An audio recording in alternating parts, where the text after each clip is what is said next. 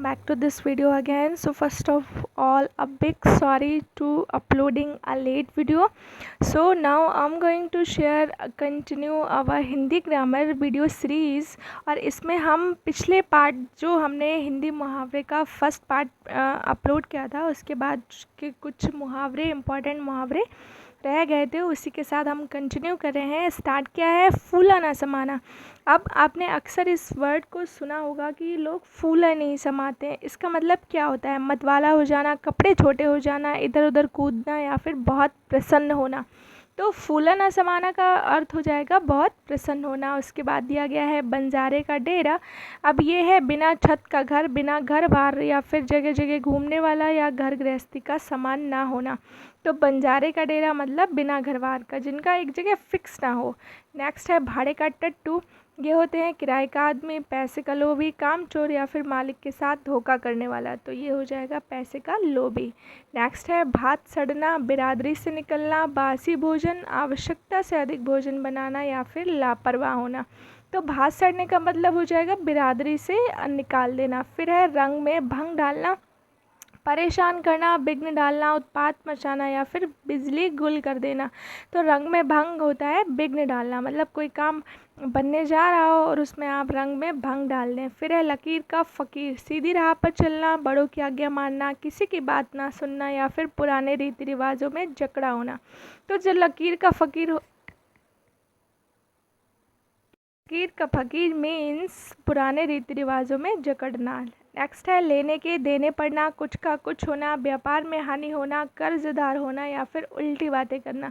तो किसी से अगर आप कुछ लेने जाएंगे और उसके बदले में कुछ देना पड़ेगा, तो कुछ का कुछ हो जाना, मतलब सोचेंगे कुछ और होगा कुछ। नेक्स्ट है सिर पर कफन बांधना, मरने को तैयार रहना, सब यात्रा में जाना, सिर्फ सुख की बातें करना या फिर सिर्फ दुख की बातें करना। तो सिर्फ सिर पर कफन बांधने का मतलब होता है मरने के लिए तैयार रहना, रेडी टू डाई। नेक्स्ट है हाथ धोकर पीछे पड़ना। यह है शत्रुता का व्यवहार करना, पूरी तैयारी के साथ परेशान करना, बराबर याचना करते रहना या फिर किसी का कहना न मानना। तो हाथ धोकर पीछे पड़ने का मतलब होता है पूरी तैयारी के साथ परेशान करना। फिर है आपका हाथ का मैल। तो हाथ का मैल मतलब अत्यंत तुच्छ वस्तु, है ना, जो बहुत ही मतलब जिसका कोई मायना ही नहीं होता, वो उसको हाथ का मैल कहा जाता है। नेक्स्ट है चंद्रमा में कलंक होना। तो इसका हो जाता है गुणवान में भी दोष होता है। वैसे तो चंद्रमा की सब तारीफ़ करते हैं, सुंदरता में चंद्रमा चाँद से बहुत तुलना की जाती है, लेकिन उसमें भी गुण एक कलंक होता है, उसमें भी दाग होता है।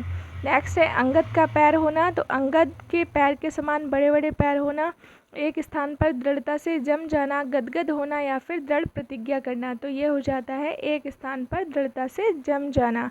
घाट घाट का पानी पीना, इसका ये हो जाता है जैसे जानवर होते हैं ना, अलग अलग घाटों में पहले के ज़माने में जंगलों में जाके पानी पिया करते थे, तो वो एक्सपीरियंस के लिए किया जाता था कि उन्हें हर जगह का, हर जंगल का, हर क्षेत्र का एक्सपीरियंस होता था। तो घाट घाट का पानी पीने का मतलब होता है अनुभवी होना। नेक्स्ट है काया पलट हो जाना। काया पलट का मतलब होता है एकदम परिवर्तित हो जाना। फिर है काठ का उल्लू, मतलब लकड़ी का उल्लू। अब लकड़ी की उल्लू को रखेंगे और रियल वाला उल्लू रखेंगे, तो मतलब एक चीज़ ये कही जा रही है कि जो असली वाला उल्लू है वो लकड़ी के उल्लू की बराबरी नहीं कर सकता और लकड़ी का उल्लू असली वाले उल्लू की बराबरी नहीं कर सकता। तो जो काठ का उल्लू होता है वो मूर्ख होता है। फिर है ईमान बेचना, अपने कर्तव्य से हट जाना। उसके बाद है ये कुछ उदाहरण दिए गए हैं, उनसे आपको आइडेंटिफाई करना है कि ये कौन सा मुहावरा बनेगा। नेक्स्ट है राम अपने माता पिता का एकमात्र सहारा है। तो ये बन जाता है अंधे की लकड़ी। अंधे की लकड़ी मतलब उसको दिखाई नहीं देता, तो उसके लिए सहारा सिर्फ उसकी लाठी ही होती है। फिर है बिना सोचे समझे काम करना। तो इसका हो जाता है अकल के पीछे लठ लेके पड़ना। ये आपने बहुत सुन भी रखा होगा।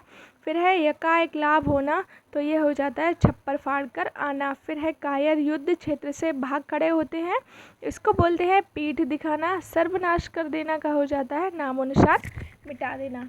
इसके बाद आता है सिर पर कोई काम आ जाए तो उसको करना, रपट पड़े तो हर हर गंगा। मतलब अब ऐसे आप गंगा के किनारे जाएं तो गंगा नहीं नहाएंगे, लेकिन अगर रपट के गंगा में ज़बरदस्ती गिर गए, धोखे से गिर गए, तो क्या कहेंगे, हर हर गंगा, मतलब हम तो गंगा नहाने ही आए थे।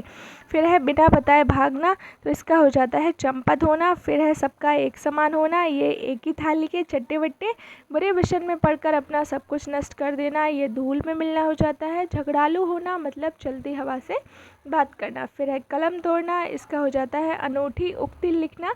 और फिर है आँखों पर पलकों का बोझ न होना, मतलब अपनों का भार न मालूम होना। उसके बाद है थाली का बैगन, मतलब जो कभी भी किसी को भी सपोर्ट कर दे, सिद्धांतहीन, जिसका अपना कोई सिद्धांत है ही नहीं। और फिर है हाथ मांझना, तो इसका हो जाता है अभ्यास करना। ठीक है, इसी के साथ हम आ गए इस वीडियो के एंड पे। मिलते हैं एक और नए वीडियो के साथ। Till then keep watching, keep learning, do like, share and subscribe this channel. Thanks for watching this video.